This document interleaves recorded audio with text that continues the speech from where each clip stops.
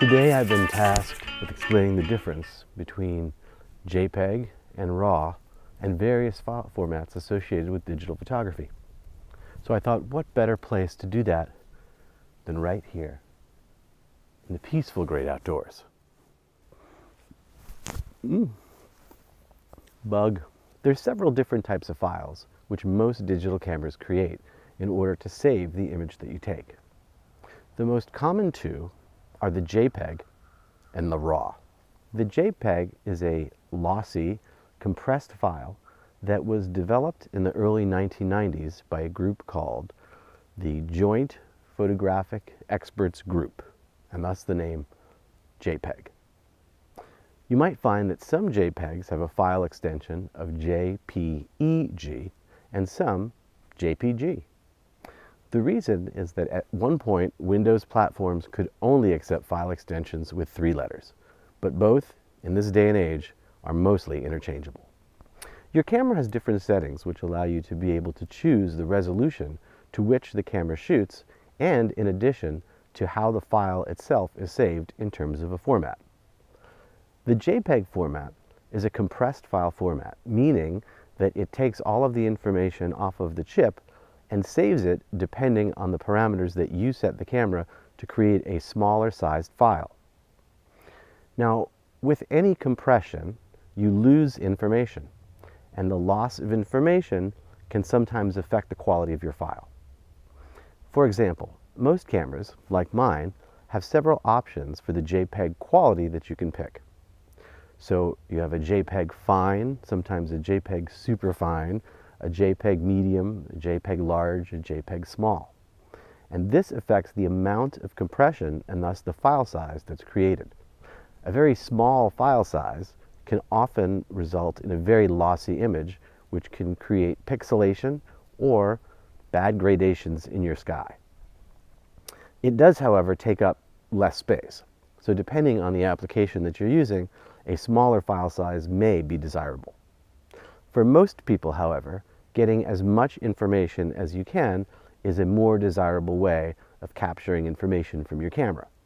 After all, many of you have spent a lot of money to get a high quality camera, and you would be doing yourself a disservice by using the lowest quality settings with your high quality camera. Gotta be kidding me. Is it a pandemic? Who's going there? It's a pandemic. Unbelievable. Let us look at these leaves. Let me explain the JPEG file format a little bit more. Here's a leaf, and this leaf I can see right now has gradations of color and looks pretty intact. If I were to shoot this leaf and save it with my RAW file format, I would have all of the information that's right here. If, however, I decided to take this leaf and use compression on the same exact leaf, then that leaf might have less gradation, like this, and it might have some of the information missing. If I use a high compression, then what happens is you might start to see things where information is completely gone and the gradations are not as good.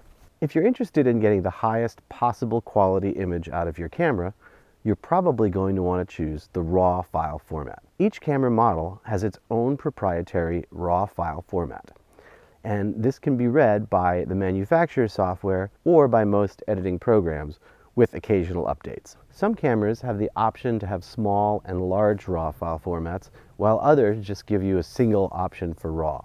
Cameras also have the option to be able to shoot JPEG and RAW simultaneously.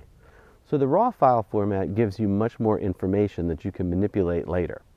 It's capturing all of the information off of the chip and storing it in such a way that it maximizes the dynamic range that your image has. The dynamic range refers to the amount of information from the highlight to the shadow of the image. If you want the most options to be able to do post-production later, the RAW file format is often preferred. But likely, you already knew that. The RAW file format allows you to be able to change many of your settings later without affecting the quality of your image. Color and white balance information is amongst one of those, whereby fixing it later with a JPEG essentially throws out information.